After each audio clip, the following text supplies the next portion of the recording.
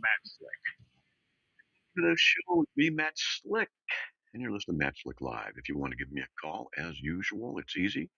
All you have to do is dial 877-207-2276.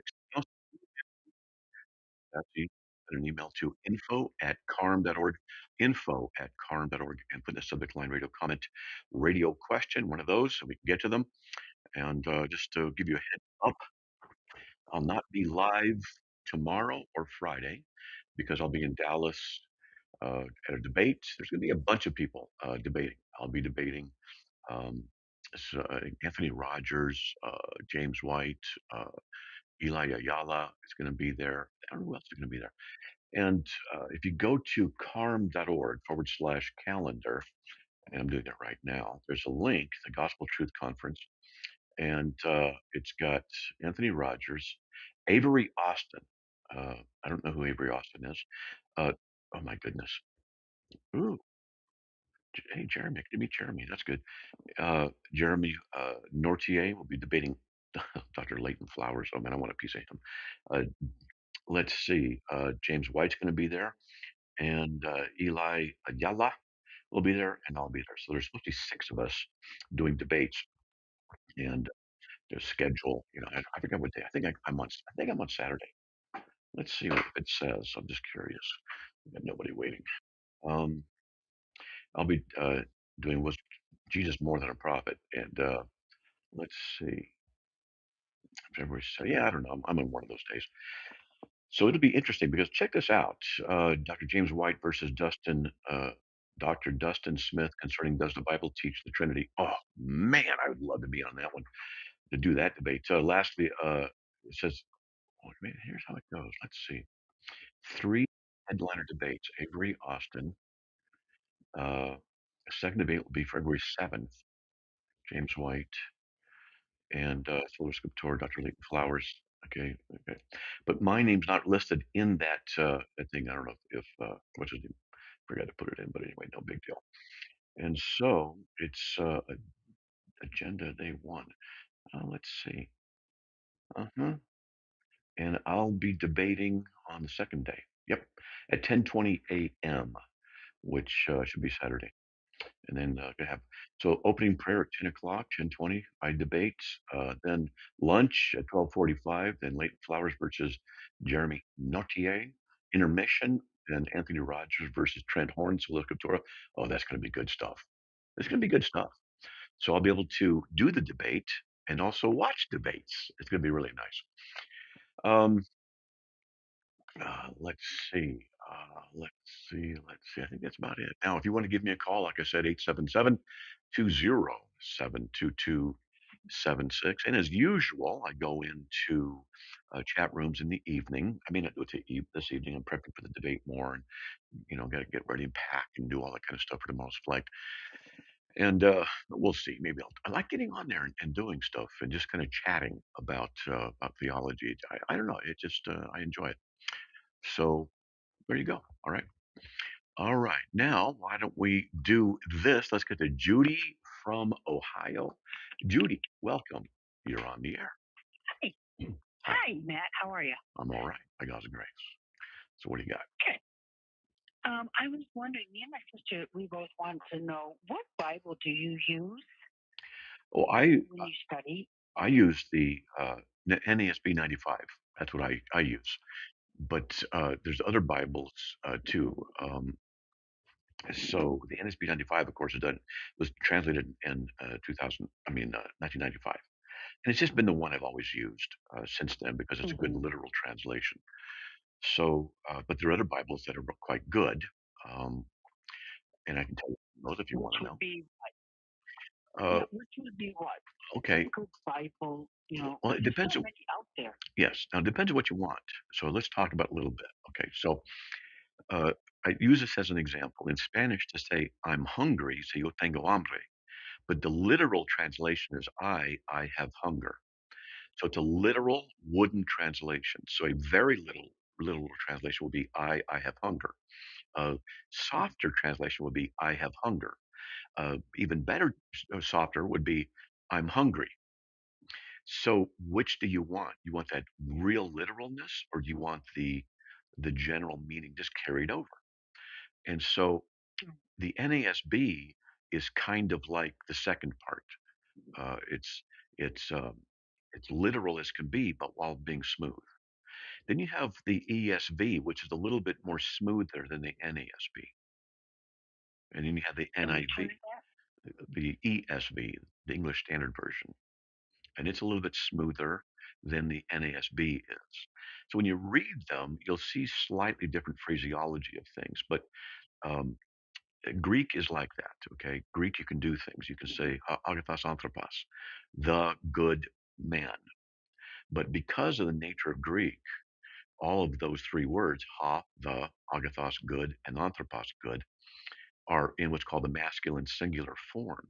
Well, if you were to take agathos and then anthropos, which is man, you take the word man away, you have the good, but it's in the form of masculine singular.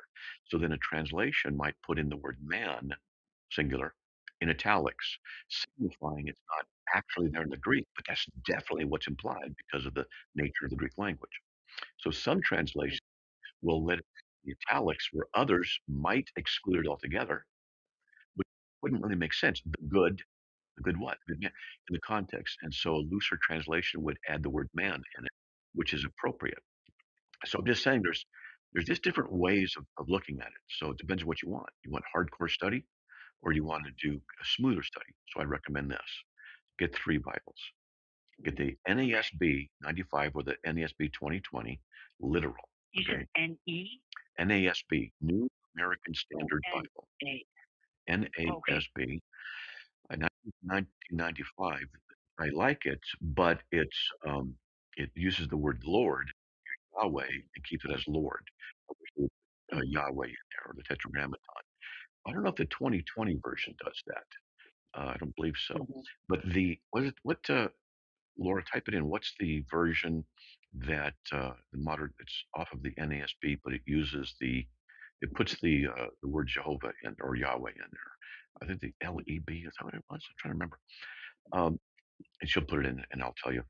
So there's that, and then I'd get the ESV also, and I'd get an NIV, and I just go between those three and look and compare. Okay, that's what I would do. Okay. And that's the LSB, the Legacy Standard Bible, which is really good. All right. So, Legacy Standard? uh-huh, the Legacy Standard Bible.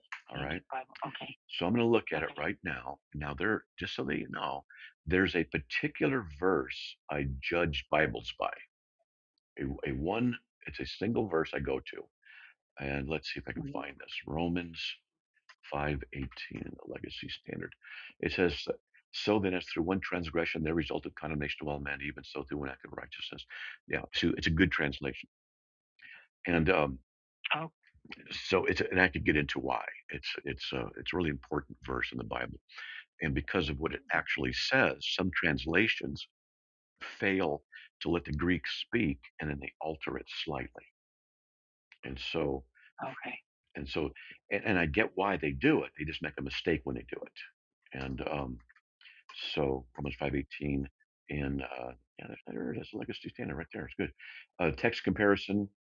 So the ESV says one trespass led to condemnation to all men. It didn't lead to it; it resulted in it.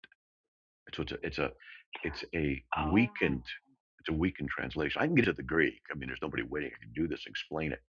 But here's another thing. Example, okay. This is no. about this verse. I'll just use this as a launching pad. Most people don't need to do what I do, which is really get into things so you can answer detailed questions. If you don't need to do that, get something basic and you'll be fine. But years ago, Okay. So what go would ahead. you recommend then? Well, it depends what you want. So basic? Well, I want to understand everything, but I need it. I'm not not a, nowhere near as advanced as you are. So um, I Get, think I think I want to keep it simple, but true. okay. I don't want anything that's going to be misleading. Well, just try the Legacy Standard Bible and, Like you said, and, Bible. Okay. get that. I always recommend people get three Bibles. So if you're really curious, Okay. you can compare them. Well, I And have an idea already. good.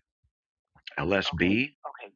like LSB and an NIV Mhm. are good. Okay. And so, yeah, and each one has advantages and disadvantages, and no translation is perfect because of the Right. nature of translation.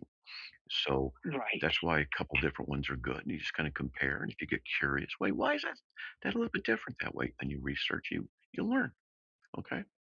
Yeah. Yeah. Do you have anybody else waiting?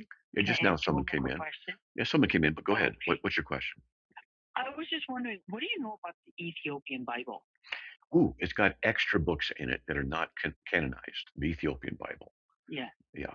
And Yeah. Okay. has extra. I think it's over 100 total books or something like that. Okay. Have you ever read it? I mean, Oh no, it's I just know that it has extra ones in there. I wouldn't. Oh, it has it has 81 books. Sorry about that. 81 bucks. Yeah, it's significantly larger than the Protestant 66 and the Catholic 73. Hmm. So they have Enoch, Jubilees, one and second Maccabees, Esdras, and some other stuff. And yeah, I wouldn't trust those extra books. They're not inspired. Jesus Okay. didn't authorize them, and the apostles did not either. Okay. Okay. Okay. That makes sense. Okay. All right. Well, thank you very much. I appreciate you taking my call. Okay. Good. All right. Well, God bless. All right. Yeah. Okay. Yeah. Thank you. You too. Have a good night. You too. God bless. All right. Well, if you want to give me a call, the number is 877 207 2276. Let's get to Kevin from Arizona. Kevin, welcome. You're on the air. Hey, how you doing, man? Doing all right, man. Hanging in there. What do you got? Yeah, I just got a question. I want to know, what is Christian nationalism? Christian nationalism basically is the view from people who say that they have this belief that the U.S. Uh, has a special relationship with God because it was based on Christian principles, and that God is favoring the United States. And it also basically has the idea that um, that we're a Christian nation. Okay, are you there? Okay. Yeah, Yeah. Yeah, there are some people, they view Christian nationalism as being evil. as being easy, you said. Evil. Oh, well, maybe people can say that, but what is it that Christian nationalism wants? There's some good stuff in it, and there's some bad stuff in it. So um, they want a between Christian belief and legality in the government, and I agree there should be some fusion. The question is to what degree, and that's the question. And we got a break coming up, so hold on, and we'll get back to some more of this right after the break. Okay, hold on, buddy. Hey, folks, we'll be right back after these messages. Why don't you give me a call, 877 207 2276. Be right back.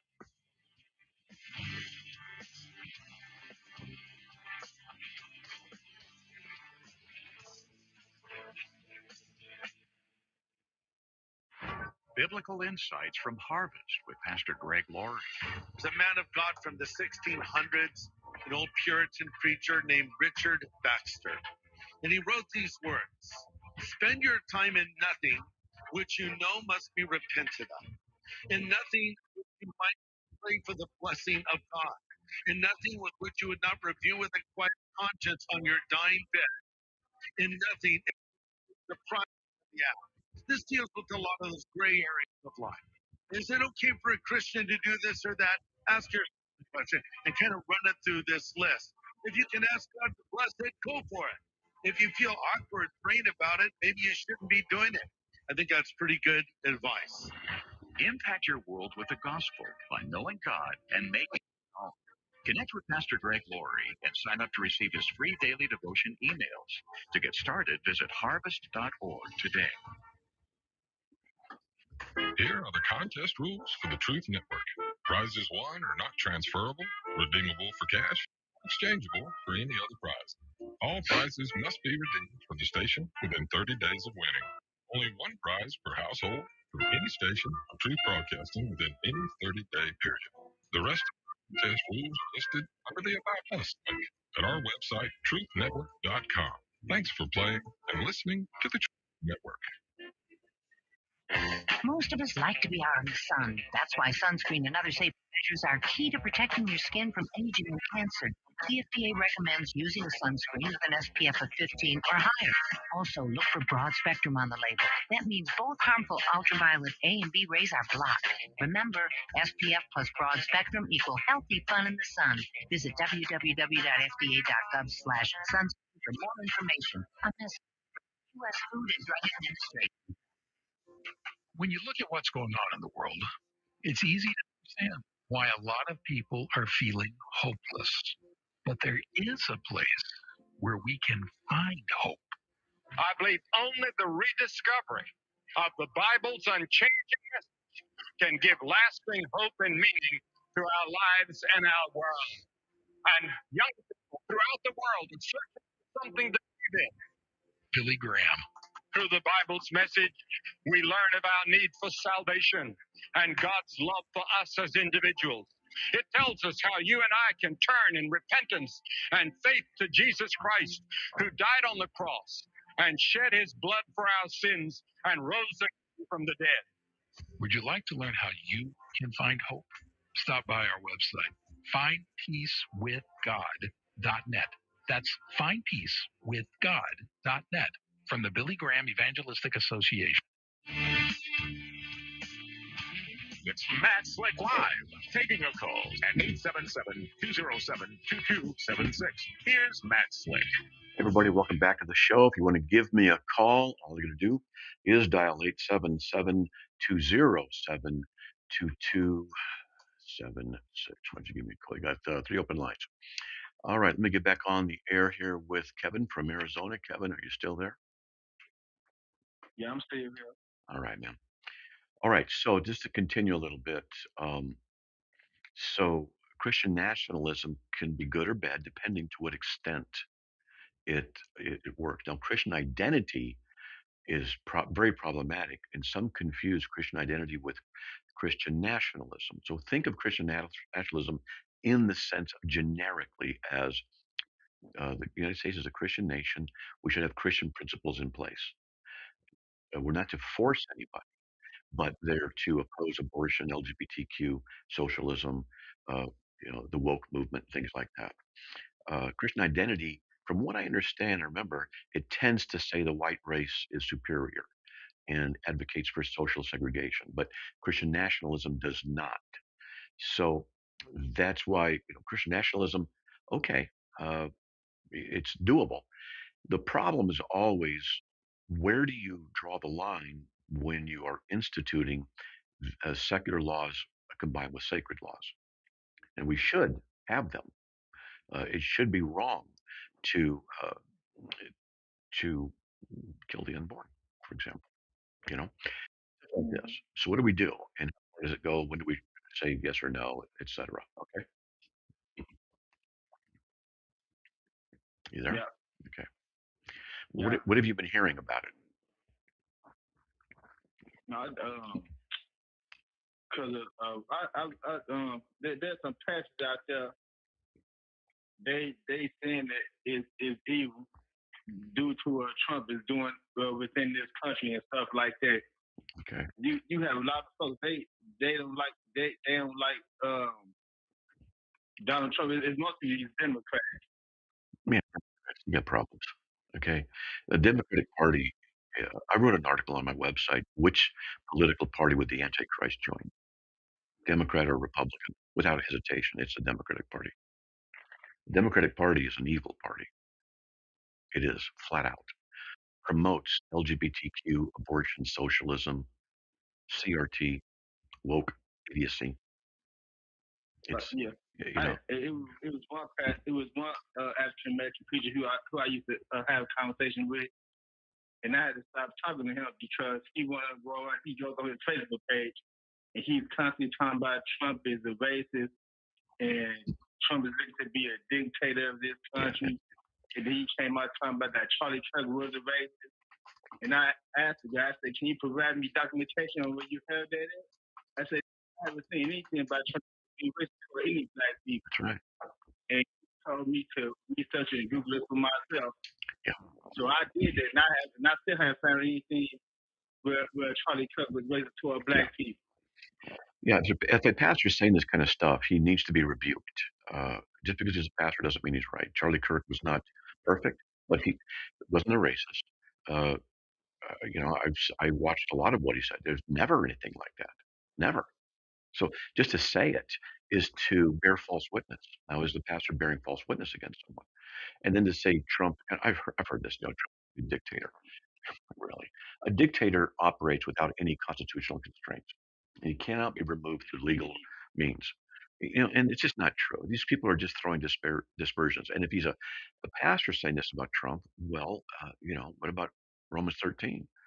Submit to the people over you.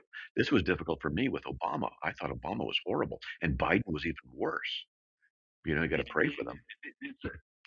This same pastor that's saying that Trump is a racist, he comes on his platform when Bob Biden was in office talking about how good of a man he was and how good of a president he was. I said, I don't think so. I'm with you. I don't think so. Yeah. We had the two worst presidents in a row, basically. Not in a row, but Obama and Biden. But they were horrible. And there is a plan to destroy this country. What I'd recommend is go to my website and look up the 45 goals of communism. This should be talked about because in 1963 it was read into the congressional court or congressional record, I think it was.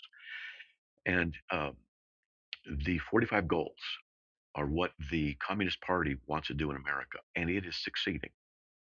It is succeeding. Control of the media, control of the news outlets, the promotion of homosexuality, the promotion of promiscuity, the destruction of the family, the rise of socialism, the destruction of history in making our historical figures to be evil and bad, things like this.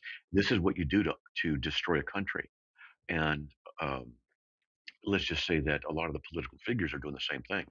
And I could tell you that there's so many warnings. There's a lot of stuff. Bohemian Grove, there's the Masonic infiltrations, there's all kinds of stuff.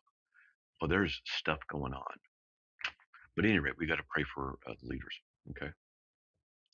Yeah, amen. According to God's word, yeah, we have to. That's right. That's right. Yep. And our country is being sold down the river. Trump is fighting it. I'm not saying he's perfect, okay, but he's fighting it. And I'm happy by a lot of what he does. I have no problem with those boats coming in with drugs over the ocean, taking them out. I have no problem with that. I have no problem with going to get Chavez out of Venezuela. I know what Venezuela is. I studied it. Yeah, go get them. Yeah, I have no problem with getting the cartel people and wiping them out. Okay, they're evil people, and the power of the government is to protect the citizenry. And then I have no problem with ICE doing what it's doing. Yeah, ISIS protecting our border, which should be done according to God's word. That's right. And when I was in Southern California, I had Mexican friends. They spoke Spanish. I would practice with them. I didn't care. As long as they came in legally like anybody else, that's fine. No problem. But, open the borders up. I mean, I lived down in there, San Diego, and my car was broken into. My wife's car was stolen. I would go places, they weren't even speaking English. And I worked at a hospital and I had to speak Spanish, registering patients. They've been in the country years and years and years. And we're on, well, put it this way, didn't even know the language. I remember once a woman came in, she was embarazada, pregnant, and 3 kids next to her, 4 different fathers, including the one she's pregnant with, and even married. This kind of stuff. And they just come over illegally and they want us to take care of stuff. I remember that. I also remember a good, hardworking Mexican guy came in, didn't speak a lick of English, and you could tell. I could tell you the story. He was a hardworking, honest man, and praise God. But they need to go over legally. ICE is just enforcing the law. What's wrong with that? We have these laws who don't want that. Yeah. That's right. And there's nothing wrong with Mexicans or any other folks coming to our country, but you have to do that the right way. You have to do that legally. That's right. Do it the right way. Come on in legally. Just come on in. And like us. If we want to go to Canada or Japan or China or Mexico, if we get to that border and we don't have the type of paperwork to Can't get get in. straight country, they're not gonna let us. They're gonna tell us That's right. to go back. That's right. And what do they do here in America? They let them come in illegally and then give them the right to vote because you know they're going to vote socialist. It's a means of undermining the control. Oh, there's a break. Okay. Okay, buddy, we're gone, man. All right, thanks, man. All right, buddy. God bless. Hey, folks, we'll be right back after these messages, please. Stay tuned.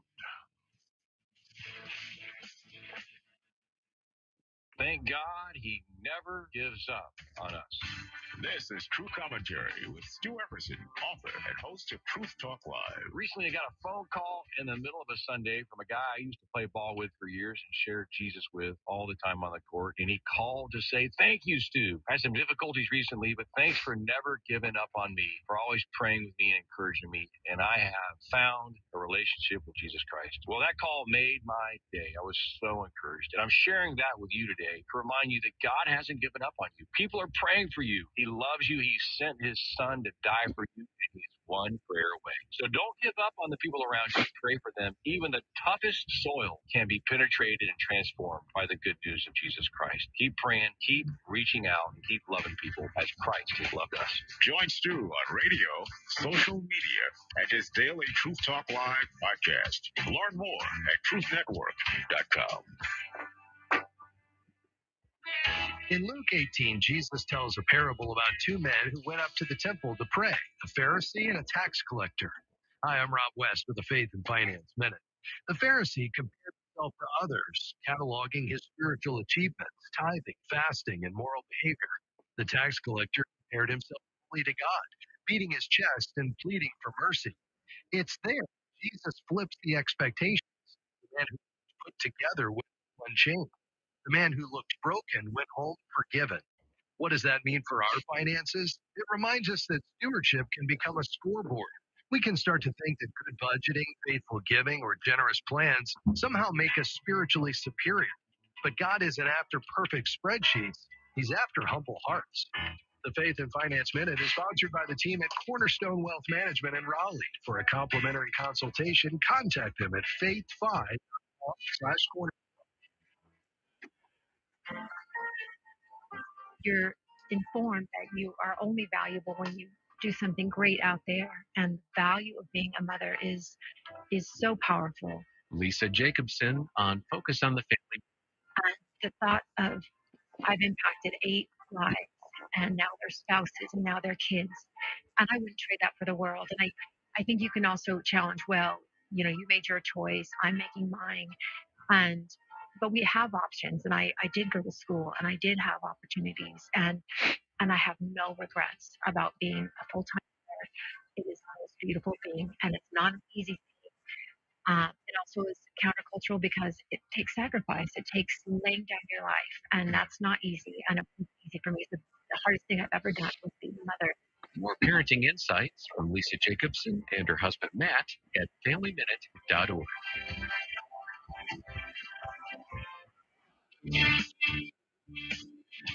It's Flick Live, taking your calls at 877-207-2276. Here's Matt. All right, and welcome back to the show. Let's get back on the air here with Jermaine from California. Jermaine, welcome, brother. You're on the air. Oh, hey. Good to be on the show again. Yeah, man. Missed you, buddy. So what do you got, man? Yeah, so I was out of the country for a little bit. I was visiting overseas, not in Samoa. Whoa. In a beautiful country, wonderful people. And, you dare not break their immigration laws, or you'll have 300-pound men in slippers throwing you out of the country. That's right. That's very polite. But yeah, the thing is, I noticed a large influx of Muslims, or excuse me, not Muslims, of Mormons. Yeah, and I can tell some people know their Bibles have a little bit of difficulty, trying to explain to others that that's not mainstream Christianity. And a lot of people, they've kind of infiltrated, show pattern they have. But there are a lot of folks who legit just see them as a different form of Christianity. And speaking to some missionaries before, it seems like some of the younger ones are unaware of some of the more darker elements of Mormonism, as far as the racism and whatnot. Maybe you can give a brief breakdown of the difference in the gospel they preach versus the gospel that's in First Corinthians, because, and I know typically what they'll do is they'll run to the book of, I think they call it Nephi, and they'll use that one as kind of like a justification. But maybe you can give us a brief breakdown of that. Well, yeah, first of all, the Mormon theology teaches God's an exalted man within our world, and he goes about his life and became a god. A lot of Mormons don't believe that. They think that I'm wrong. And I have extensive documentation from multiple Mormon teachers on this throughout the decades. And it is what Mormonism is taught. It just flat out is. All right. Now, whenever you have a false God, like Mormonism does, then you're also going to have a false gospel. It's just how it is. If God is the one who becomes us, everything necessary, there's nothing you can add to what God does. It's that simple. That's why the true gospel is salvation by faith alone in Christ alone. But in the Mormon gospel, it's 75, 25, 23. You're saved by grace through faith after all you can do. After all you can do. In Moroni 10:32, if you deny yourself of all ungodliness, then is God's grace sufficient for you. And in D&C, Doctrine and Covenants, D&C 82:7, it says that if you sin, the past sins you've been forgiven of, then all of your past sins come back upon you. So it's a false gospel. We call it the impossible gospel, because you have to deny yourself of all ungodliness, Romans 10:32, and if you mess up, all your former sins come back on you. This is no hope, but this is the theology of false teacher Joseph Smith. And so they have a gospel of works, and as all false religions do, because they have an insufficient God, and therefore they have an insufficient gospel. Okay? Are you there? Okay. And I really appreciate that answer. It's just it's very frustrating for a lot of folks there who are I met a lot of good Christian people, and leading some other questions I had, but there was just a lot of folks who could not. It's hard to explain to folks that, hey, this is not what you think it is, and there's a reason they're giving you a Book of Mormon, versus giving you a Bible. So, one of the things I'll do when I'm talking to people who I can tell are sensitive, and they look at truth by their heart, their feelings, and without saying, well, the Mormonism teaches, what I'll do is I'll say, there's this group I know of that teaches God. It used to be a man in another world. He became a god. And he was married and brought one of his wives with him in the celestial heaven. What do you think of that? And I've had people go, that's ridiculous. And so, yeah, I agree. And I've shown, uh, other doctrines like, oh, yeah, they even teach that in order to meet God, really get close to him, you have to pay part of your income, and it has to be verified. And you're able to go to a special place, and you get a ritual that you go through, and that's what you learn to get closer to God. But that's ridiculous, because that's the Mormon temples. And so there's ways to say it around it without saying it, and then you tell them, yeah, that's what Mormonism teaches. I've had people go, what? Are you serious? Oh, yeah. Now what Mormons are doing is say, that's not what we teach. It's not official. Well, then why did your prophets teach it? Why is it we got documentation up the wazoo of them teaching it over and over and over again? In fact, my friend Bill McKeever and Eric Johnson in the Salt Lake City area of Utah, they're Mormon experts par excellence. Okay. And so Bill and Eric have worked on this book, but mainly from Bill, but in their own words. And so Bill, he let me have the version that's electronic. So I have it on my system, and I can update it. I mean, I can just open it up. I can search, and it's hundreds of pages of quotes from Mormon sources. And Bill's categorized them by categories, like exalted man, becoming gods. And there's quote after quote after quote after quote after quote. This is what he's been doing. I was even there once in his house when he found a quote. He goes, "Oh, put this one in here too." And I was behind him. He was working on his desk. He goes, "Hey, here's a great quote." His wife is calling him to dinner. He's going, "There's another quote." And so the fact is, this is what the Mormon church is taught. And Mormons are trying to distance themselves from it, trying to sound more Christian, which is deceptive. Okay. Yeah. Okay. And yeah, I'll definitely have to be calling you back on this. I've actually got Mormons who come to my home regularly because some of them are in-laws, and so I got to get into a deep dive with this. And we have our little spiritual battles, but I think people really do themselves well to actually study that cultic religion to see why you can be a part of it as a Christian. That's right.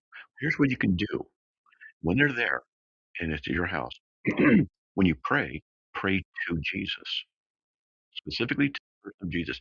You're not supposed to do that in Mormonism, but in the Book of Mormon, 3rd Nephi 19:18, pray to Jesus, calling him their Lord. And I'll quote it to them. But the idea is to witness to them without them knowing you're witnessing. You're praying to Jesus because Jesus is God. He can be prayed to. But in Mormonism, he prays through, not to. Yeah. So it's a cult. It's a cult. Okay, yeah, definitely. I'll take you up on that. Let's see how it goes. Yeah, and you can also find the book 3,913 Changes in the Book of Mormon and accidentally leave it around the house. They can. It's just an 1830 edition of the Book of Mormon with the 1954 edition compared. And there's been changes since then. Gerald and Sandra Tanner did that. So I know Sandra. She's still around. She's the number one person in the world in Mormonism, probably. And I've used that book countless times to destroy the testimony of Mormons when they see how it's been altered. Oh man, has it been altered? A lot. Yeah, a lot. So yeah. Okay. All right. Appreciate it as usual, Matt. Missed calling in, but I was technically in the future and not the times to line up correctly. That's all right. But it was a blessing. All right, but no problem, man. God bless, buddy. All right. All right. God bless you, Matt. Bye bye. Okay. God bless. All right. Now let's see. Next longest waiting is Jamal from North Carolina. Hey, Jamal, man, how you doing, buddy? Haven't seen you in a while. Hey, brother Matt, I'm doing fine. I would ask how you doing, but everybody else asks, so I know. So I'll say I'm glad you're doing well, sir. By God's grace. Yep. In fact, my daughter just got here last night, and we talked about the passing of my wife, her mom. We just talked about it for a while. It was really helpful, really therapeutic, and we just went over stuff and doing well by God's grace as much as you can expect. So I appreciate it. Well, I'm glad you and your daughter had some good father-daughter time. I'm pretty sure, like myself and other people, we've been praying for you still. So hopefully this is answered prayers and praying that God continues to work on your daughter's heart, and maybe God can use this to bring her on back to the fold. Hope for. Right. Yes, sir. Yes. Question, not even question, I guess it would be a statement. And before I continue, I know how you don't like a whole lot of talk about that. You can talk about it, no problem. Considering how, you're of my heart, and we've met, so Yeah. And I still like you, even though I've met you. Yeah. Yeah. Glad to say you good things. So yeah, so to get right into it, you and I talking about ICE. And, hey, there's a break, brother. You know me about politics. Yeah. Hey, I don't mind talking politics. Jamal, hold on, man. We got a break, okay? Hold on, buddy. All right, we'll get back. Hey, folks, we'll be right back with Jamal from North Carolina. Got to meet him a few months ago. Nice guy. And loves the Lord. Good guy. We'll be right back after these messages. Please stay tuned.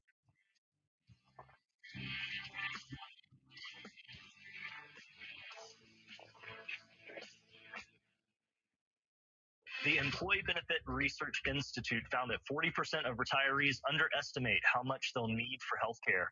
Are you prepared for unexpected medical costs? Joining me now is Coach Pete, president and founder of Capital Financial. Coach, how can retirees better prepare for the rising costs of healthcare? Thomas, this is a problem that everybody has. I mean, healthcare, it doesn't get any cheaper, does it? No, it doesn't. I remember being little and I didn't care about healthcare, but now we have to, folks. We have to get a plan put together. When we talk about a financial plan, it's a tax plan, it's a financial plan, it's a retirement plan, and it's a healthcare plan. So there are some great ways in a life insurance, believe it or not, to pay for your long-term care. If you haven't heard about the secret strategy, you really need to. Call us today. No doubt. Take advantage, folks. 800-975-7515. That's 800-975-7515, or text keyword truth to the number 600-700. Advisory services offered by Capital Financial Advisory Group, a North Carolina registered investment advisor. A simple smile can light up a whole room. And for 25 years, Smile Train has been lighting up the world with smiles. As the world's largest cleft lip and palate charity, Smile Train has supported over 2 million life-changing surgeries in over 90 countries. Visit smiletrain.org/learn to learn how Smile Train is supporting the community all over the world. Smile Train, lighting up the world with smiles for 25 years. You took the first step and quit smoking, but even former smokers may still be at risk for lung cancer. That's why SaveByTheScan.org wants you to know about a new low-dose CT scan that can detect lung cancer early. It takes only 60 seconds and could save your life. You took the first step, now take the next. Visit SaveByTheScan.org for a simple quiz to see if you're eligible and talk to your doctor about screening. SaveByTheScan.org is brought to you by the American Lung Association's Lung Force Initiative and the Ad Council. The sad truth is, at times, the inside of the church is the last place we hear about grace. Hello, I'm Chuck Swindoll.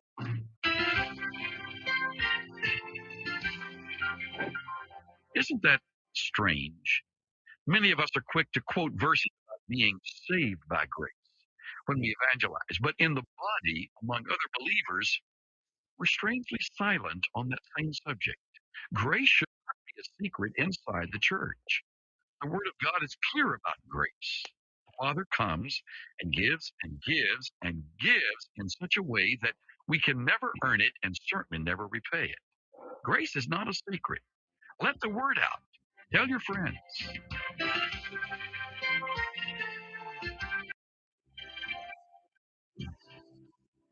Pastor and teacher Chuck Swindoll. Visit Inside for Living's website at It's Matt Slick Live, taking your calls at 877-207-2276. Here's Matt Slick. All right, everyone, welcome back to the show. Just want to give you a reminder that I won't be on the air live tomorrow. And Friday, got to fly up to Texas. Going to be in a debate series. I'll be one of 6 guys debating other people and multiple topics. If you want information on that out of Dallas, all you have to do is go to carm.org/calendar, and all the information you need is right there. All right, let's get back to Jamal. Hey, buddy, you're back on. All right, good deal. Let's see. So the topic of ICE came up, and you know how I like to tie things back to the Bible and back to Jesus. But this ICE, the way I tie it back to Jesus and God and the Bible and then all that is how, in my opinion, this might upset some people on the left, but this is just what I'm gathering. With little to no uproar, tension with what Obama did with deporting illegals, even deporting more illegals than Trump did. With Biden opening up the border, with the drone attack over countries, how Obama did that, killed quite a few people. You didn't hear a drop. You didn't hear anything out of some people on the left. Mainly, I think, because Obama is one of their people. He's their guy. So, he can't do much wrong. That's right. Trump does anything. They're ready to scream, riot, march, all that. And in my opinion, as somebody said before, which the name escapes me, they're just finding a reason to a march, finding a reason to have a riot, or to have some kind of straw man, to have some kind of argument to pick against him. And why is that? Mainly because Trump is supporting biblical Christian ideals.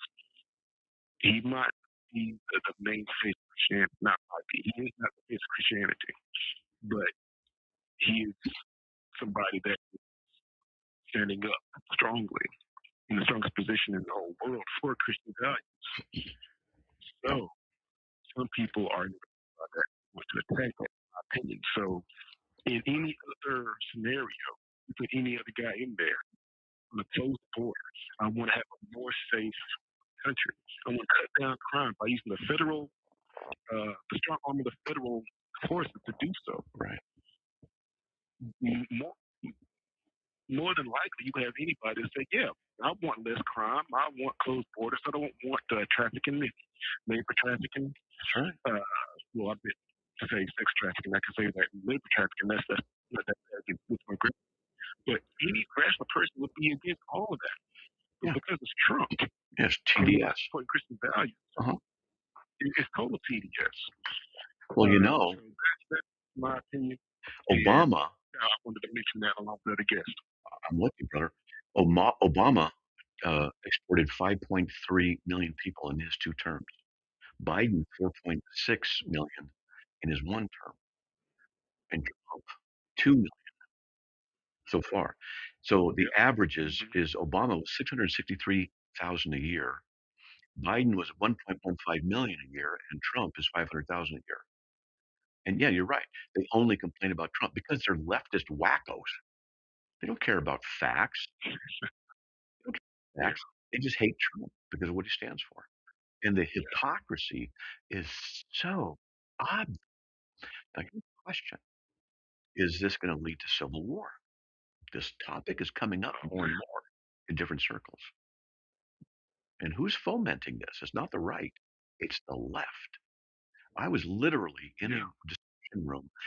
I can't repeat some of the stuff, but this guy was advocating the demise, personally, if he could do it, of the president. And it was over ice. Yeah. And when I said he didn't do these things and this guy didn't care.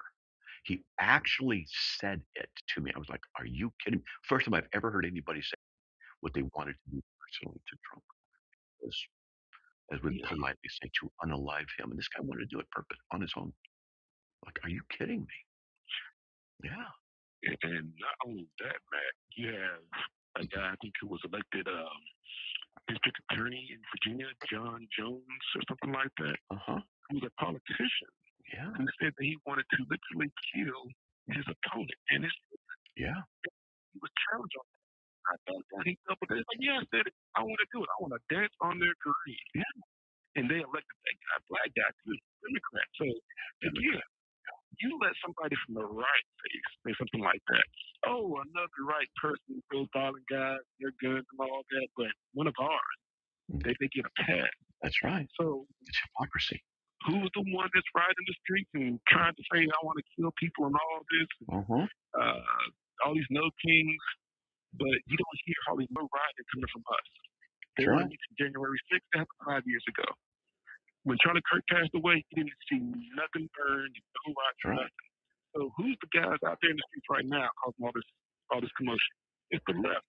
It's the left. left. Not everybody to the left is like this, but good Lord, they are fomenting a lot of this tension going on in the country.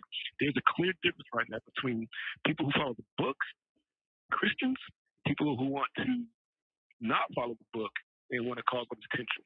That's right. They remind me of cultists because I've had so much dealing with the cult mind. It's the same kind of thing. In the cult mind, facts are irrelevant. It doesn't matter what the facts are. Yes. What matters is your agenda. That's what matters. This is a cult of, it's called snapping in psychology, where you have a person who just snaps. It's called snapping, where you just suddenly believe something and everything is filtered through it. So automatically, Trump is evil. So no matter what he does, it's only possible that he's evil. That's how it works. And so therefore, it's always interpreted that way. And then what happens is the anger gets to the point where they want to do, they don't even realize they want to do what they're, and they can't see it. You know, Trump is doing all this bad stuff, but they want to do bad stuff to him. It's insane. Yeah. And it's okay what they do it. It's okay. And believe it or not, I don't know if you know this, but the left is starting to buy AR-15s. What? Uh-huh. There's reports that Wow. that the left is purposely letting it be known that they're buying weapons. People on the left are saying it. Uh-huh. Well, I'll leave you with this quote, brother. Bill Maher. You know who Bill Maher is, right? Yeah. Uh-huh. Okay. Bill Maher said a while ago that you can be so woke that you come out fascist on the other side. Yeah. And that broken down is if you're so woke that you want to, not even just woke, you're so fixated on your position that you don't see anybody else's position. Yeah. You only find your position. And any other position has to be eliminated. That's almost the definition of fascism. Yep. Us on the right, look at our Constitution.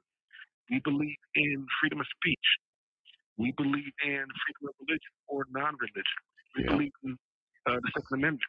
So if you really want to believe in freedom and having your way to enjoy your freedoms and all that, it would behoove you. It would be better for anybody to believe what the right believes versus the left, because the right gives you more freedom to do what you want versus any other ideology. That's right. That's all I got for you, brother. I'm up on time, but always a pleasure, and take care. God bless. God bless you, brother. Appreciate it, man. Good stuff. All right. Yeah, good stuff, man. That was good. Let's. We only got a little bit of time left. Let's just jump straight over to Chuck in Ohio. Chuck, welcome. You're on the air. Hi, man. Hey. Hey, I'm going to ask you a question on. I got a dear daughter that, bless her heart, she's almost impossible for me to talk to or reason with. But she has as her base. She kind of has.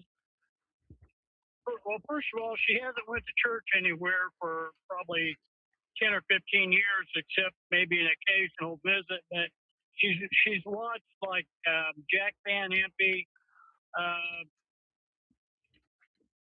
What's this one Jewish fellow by the name of Khan? Has written a lot of books, and he's basically out there a little bit. I think I don't know much about him really. And then Hal Lindsey, and she kind of spins it all. She used to watch Jim Baker when he was on a few years ago. I don't know if he's still on or not, but she's kind of got a mixed up mythology and mixed up view of grace and law that it's so hard for me to talk to her because she thinks that she has all these secrets figured out or something. I don't even know how to describe it. Okay, what are you trying to do with her, or what's up? Well, I basically, when I can, I try to just share the gospel with her and grace with her. Okay. But she kind of deflects it. Well, it sounds like a cultist. Maybe she's not saved. Maybe she is. I don't know. But your job is to pray as much as you can for her, and just ask the Lord to be merciful. And plus, being the dad, you don't know anything. Okay, so they're not going to listen to dad. They're going to listen to somebody else. But ask that God would send somebody that would then hopefully open their minds and their hearts to believe the truth. And They can find out what this stuff is. It's hard. People in that mindset, usually to come out of it, it's like a cult, subcult thing inside of Christianity. It takes usually a trauma for them to come out of it. Believe it or not, a trauma where they believe in the false teaching of, he wants you healthy, wealthy, and all this stuff. And then when it doesn't happen, they are dumbfounded, and it's traumatizing. And this is what it takes for them to come out sometimes. I'm just telling you. Yeah. Do you understand anything about this fellow that's teaching about these techno beats and all this? No. I mean, I'll be talking to her, and maybe we'll have trouble with the phone system or internet or something, and she'll say something about the 10 kings or waging war against the. I don't know. I can't understand it. I get so confused trying to figure out what she's even talking about, and I can't question her about it because if I do, she has a meltdown. Well, then don't question her about it. Be praying for her and get information on it. Yeah.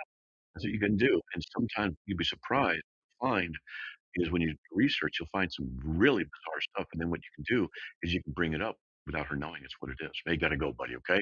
That's the music. All right. Okay. Thank you. All right, man. Thank you. Yeah. Okay, God bless. Hey, folks, I will not be on the air Thursday and Friday this week because I'm in Dallas at a debate kind of a conference thing. And the information for that is carm.org/calendar. You can see all the information there. Please remember to support us. We do need that support. Information is on the Carm site as well. God bless. Talk to you Monday.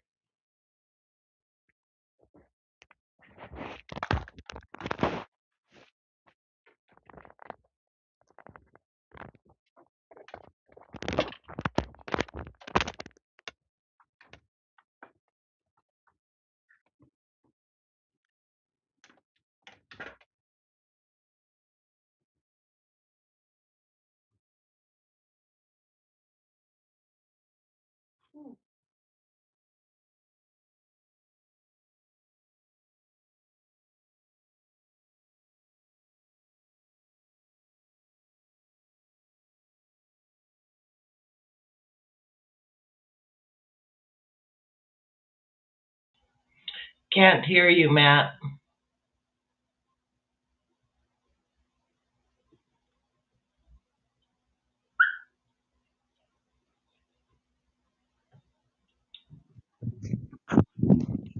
Testing. Charlie, you're muted as well, brother. Charlie, you're muted. There you go. Good audio here, Matt. Now. All right. Yeah, there you go. Good. You got my audio? All right. Yeah, we hear you. Okay. Yeah. Good. Okay. Great. Now what? Good show. Okay. I thought about doing politics, just doing some analysis, getting some facts, and just going in and going to town on stuff and show the hypocrisy of the left. And there's some on the right too. And I would just, because I don't believe on either side. I'm not a member of either side, but the left is bad. Oh, it's so bad. So maybe, you never know. Says Matt to himself. No, it's not just bad. I mean, you would drown digging into their hypocrisy. It's sick, absolutely sick. It is.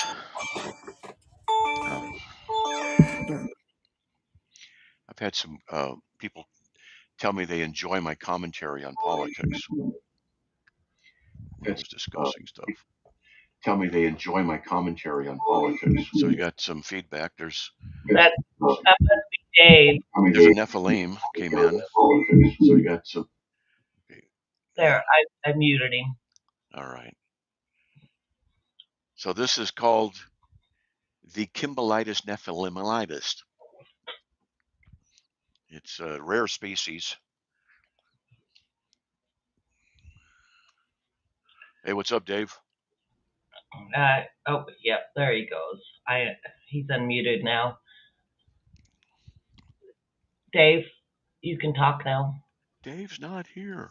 Can you hear me? Yes.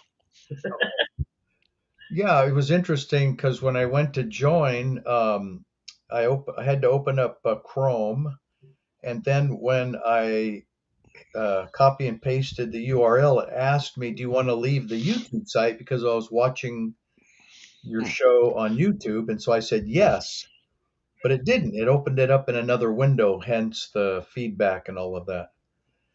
Huh. Probably user error. It is Dave we're talking to here, so Well, see, the worst problem about user error is that if you don't know about it, it just won't out itself. Which browser refused to open it and that sent you to Chrome? Well, I can't get it to open in. Well, a couple weeks ago I couldn't get it to open in Firefox at all. no, you have to be in Chrome. That's what EVMux required. Yeah. Oh, I didn't know that. Okay. Yeah. So that.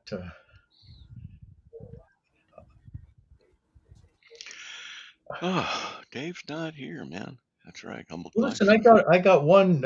Is there anybody else that's coming in? No, don't see anybody. Okay.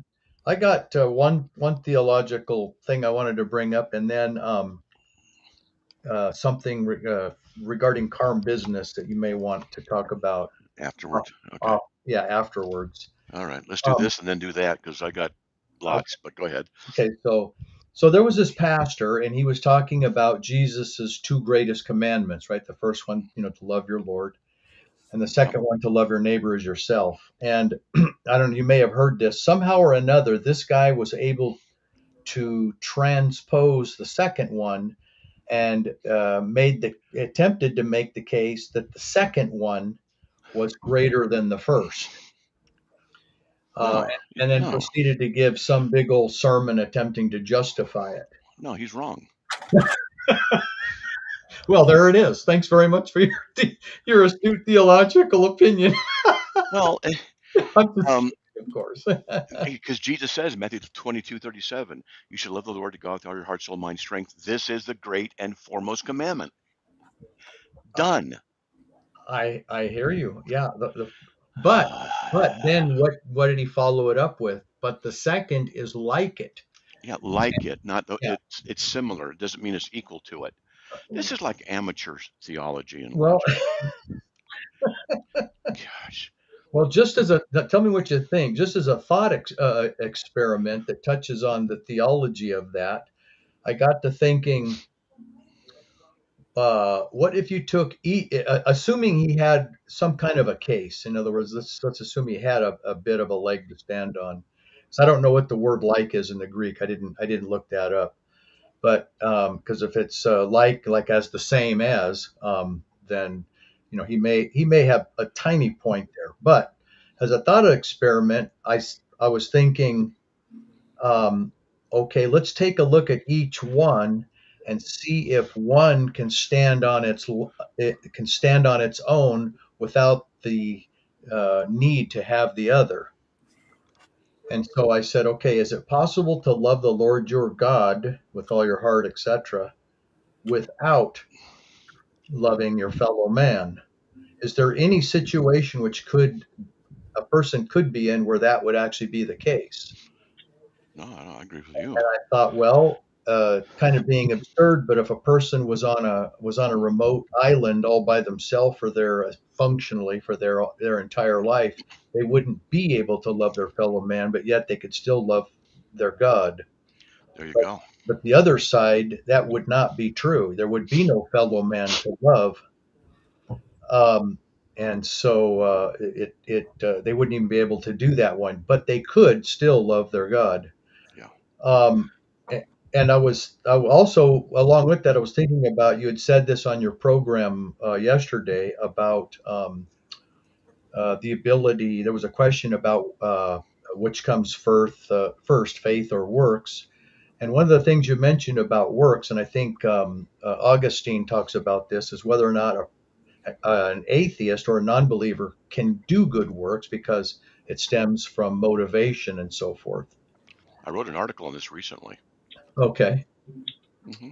And so the same kind of thing would apply without the underlying that God, no matter what, that stands above everything else, regardless of what comes after it. But anyway, so you're saying that the second one being like it, there's no way they could even come Yeah. close to being the same. There's a really simple theological premise we need to understand. And the premise is simple. God is the standard of righteousness. God is the ultimate. There's nothing greater or equal to him. Therefore, loving God is the right thing to begin with. Only when you love God can you then learn what it means to love others, because he's the one who exemplifies it. We love God because he first loved us. That's a New Testament expansion. So anybody who, in a sense, you could say, if you just love man first, that's moralism in that sense. And Christocentricity would be God loves us, sacrifice, etc. But to love God first, we need to put him first before men. That's just the proper thing. And any pastor or teacher, the contrary, needs to get a polite spiritual tap on the shoulder and a slap upside the head and say, no, don't teach that. That's false. Maybe he's misreading Mark 12:31, Dave, when he mentions the second is this: you shall love your neighbor as yourself. There is no other greater commandment. But the sentence goes on: there is no commandment greater than these. And I thought upon both of them hung all the law. Well, he says the foremost is, Hear, O Israel, the Lord our God is one. Right. And you shall love the Lord your God. So it's the centrality of God as the essence. That's what the major part is. Okay. That's what it is. Seems like Jesus puts them together as one commandment when he says there is no other commandment greater than these. Yeah, he's saying there's no single commandment greater than those over there. Right. You can't have another commandment besides those. That's what he's saying. Yeah. Right. But I think what Matt said earlier about Matthew 22:37 and 38, he said, "This is the first and greatest." Yep.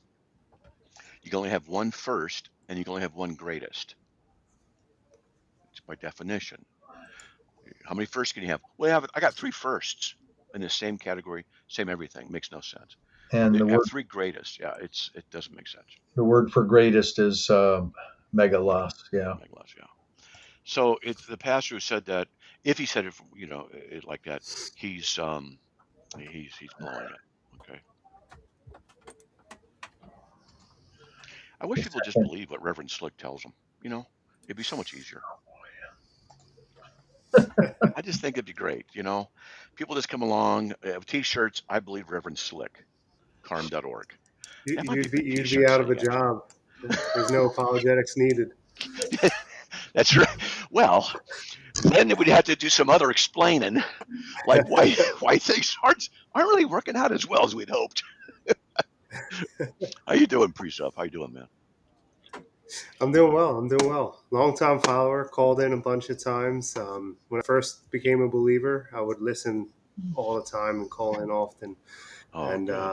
Yeah, just grateful that you're still at it. And I have 2 questions actually right now. How are you doing after the passing of your wife? I'm sorry, what? I said, how are you doing after the passing of your wife? Doing well. By God's grace. My daughter and I, one of my daughters flew in last night. We had a half-hour drive home. We just talked about, I call her mom when in the presence of her children, talked about mom because she was there. All our daughters were there when we pulled the supporting equipment away and watched her. And so we've had months or years, but them months to prep. And it still was a shock, but we're doing okay. And I broke a little bit last night talking to her, but by God's grace, I know where she is. She's with the Lord. Amen. And so I have hope in that, and she's no longer in that severe pain that she was in. Yeah, I met you a long time ago, and you told me she was having a lot of issues even back then, back in like 2017. Yep. Yeah, she had open heart surgery 7 or 8 years ago, like around there, and Mm. she's had 25 surgeries. She, seriously, of all the people I've ever met, this is no exaggeration. I've never met anybody who's suffered more physically than she. That's not to say there aren't others. I haven't Yeah. met any. And Dave Kimball and Charlie Spine, we've all known each other like, well over like 45 years, and they've known Neek too, and so they can attest. They've seen her gradual decline over the years. Mm. Abnormal decline. Compared to. We just thank God that He gave her the time He did and her with us, because she should have passed many, many times before Mm. the time And she then did. It was and then amazing. Dave, we were down last year. We all got to have dinner and everything, and she was doing okay-ish, and I'm glad that was there. And anyway, yeah, She was a walking miracle for a long time. yeah, and that's just from putting up with me. I've always said it's proof of Calvinism. It's true as my wife married me because God had to predestine it because no other woman would have done it. Yeah, I was going to say, talk about the perseverance of the saints.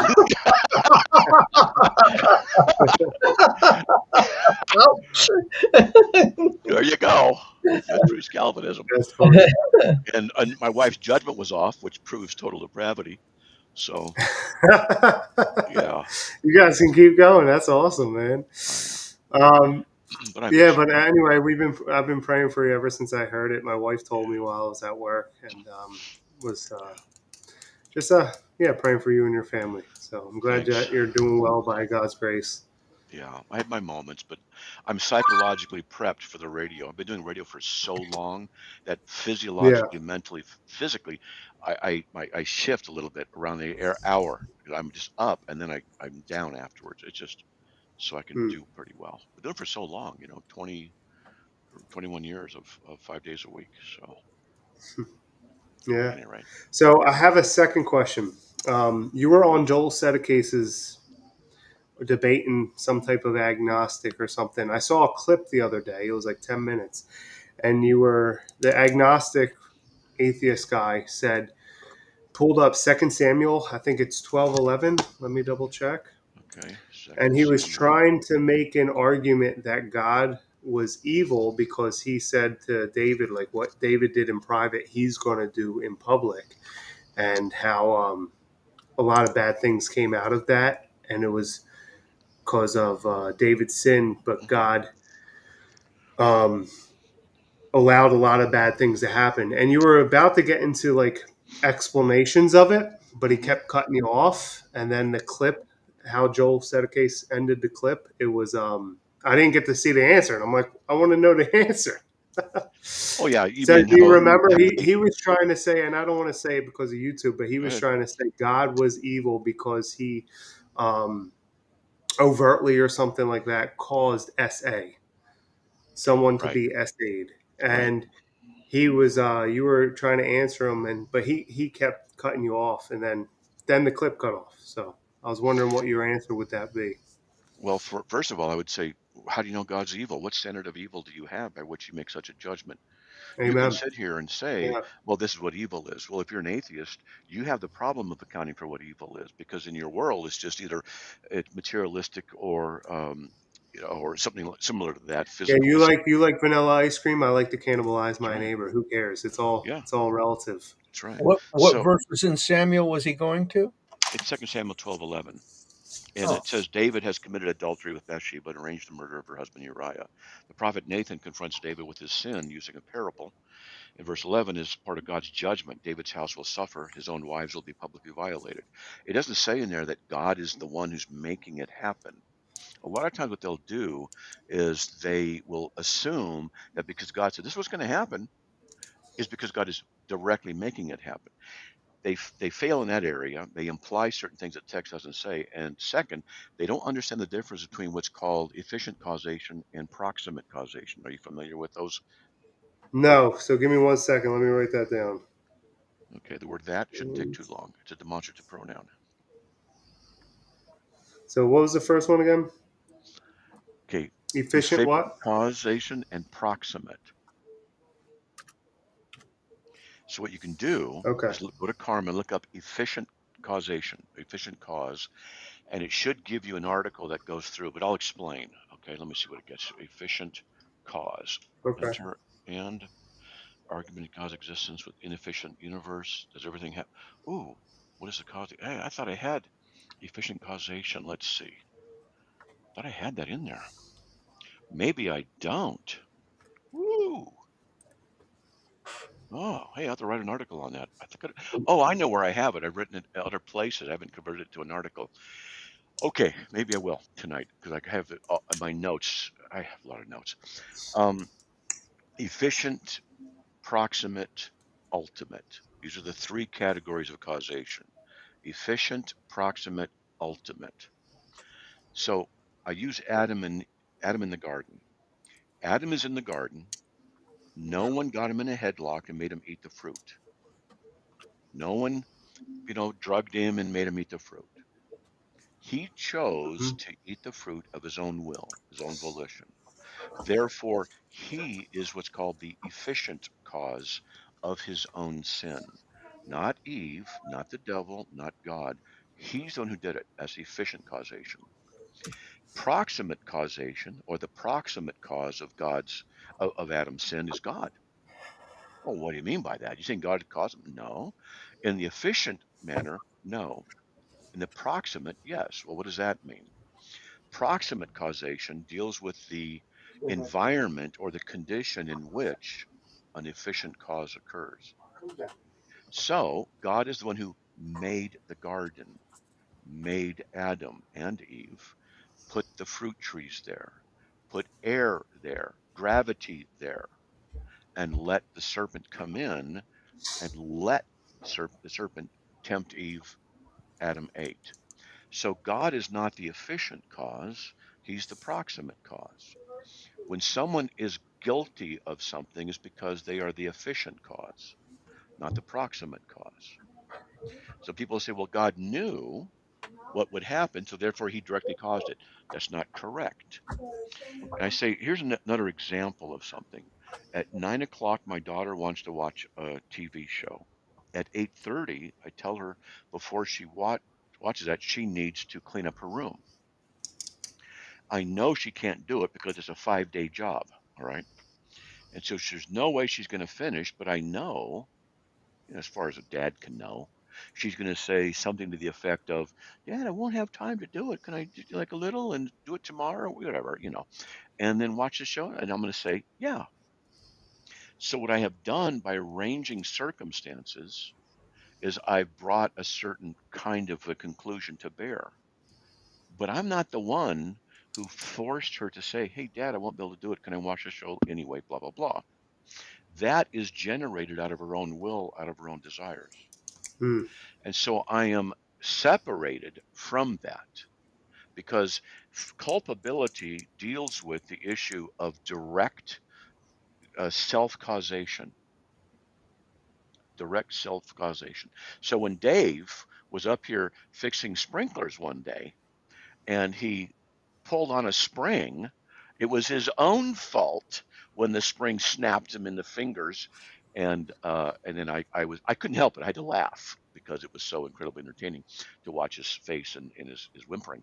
But you see, I'm the one who set up the circumstance. Hey, Dave, come on up. Let's work on this. Here, I got a house, I got a yard, I got this, got that. Dave goes, okay. So he's the one who does his own stuff, and I just watch and with my supervisor's hat and point fingers and laugh mockingly. Sound like a union worker. Oh, it was great. Oh yeah, it was great. It was good. I still remember his face because it was so bad. Anyway, it was so hilarious. Okay, as a joking aside, that's what the difference is. The ultimate cause of Adam's sin is God because he created the universe, made gravity and the galaxies and the earth. So he's the one. So is he the one who's responsible? Like my daughter, one of my daughters, she's pretty bad in that she's done a lot of pornography. Am I the one who caused her to do it? Nope. She makes her own choices. A lot of people don't know that, but that's true. It comes out. She's the one who makes her own choices. I'm not her direct cause. She is. So this is a difference between ultimate, proximate, and efficient causation. Okay. So what you're saying is God is the ultimate proxation, and He's the Proximate. approximate causation. Yeah, not a proximate, but Okay, just proximate. proximate. Yeah, it's just the word proximate. And so, in fact, let me open up my file. I have more information on that. Let's see if it'll open it up. Come on, open up. I got lots of files. So what's the All right. difference? Because I'm just confused about the ultimate causation and the proximate causation, because it sounds like they're both similar. You said proximate, God made the Yeah, they are. garden, God made Adam, and then ultimate, God made the universe. So what's the difference between them? The amount, you could say, let me get this open. There we go. So the ultimate is exceedingly generic, and the proximate is more narrowed, in which a very specific event occurs. Okay. Okay. So let me see if I can find my notes. These are opening up. Okay, let's see if I got it in this file. Come on, baby, get in here. Come on. Here we go. Ah, you slime ball. Okay, here we go. This has got to be here. Okay, 7 results. And I've got more notes when I was going through this. All right, here we go. Found it. So, efficient cause, the immediate agent in the production of an event. I have documentation of this. The one that brings a thing or an event into existence. The event that brings about a change in another event, action, or object. Okay. So the ultimate cause, look at it this way, is the foundation of an event. The proximate cause is the condition of the event. The efficient cause is the agent of the event. Can you So say that one more time, please? foundation, condition, agent. So which one's condition? Proximate. Okay. So the ultimate cause is the foundation. The proximate cause is the condition in which it occurs. The efficient cause is the agent. Oh, okay, that makes sense. The agent, and he's the one that's to blame. That's right. So even though, and because this agnostic was bringing up, and of course, like he doesn't have a leg to stand on when it comes to asserting morality, moral claims. He's subjective. Right. But in our own worldview, so even when God says, "I will cause this," He's using it more so in the ultimate and proximate, and not in the efficient. It depends. Okay. It just depends on the context. So, well, in this context, he says, "I will do this in the open." Yeah, and it can be that when he says, "I will do it," that he arranges a situation in which someone freely behaves.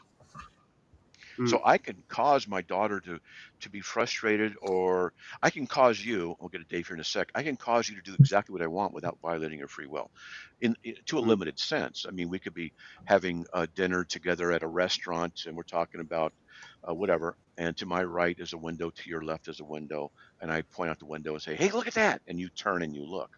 Well, I didn't violate your free will, but I brought you to the place of doing it, so I caused it, but not violation of the efficient causation.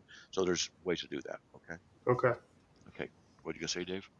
Here's something you can also point out to the guy is that he doesn't understand anything at all about Middle Eastern culture as it relates to kingships and monarchies.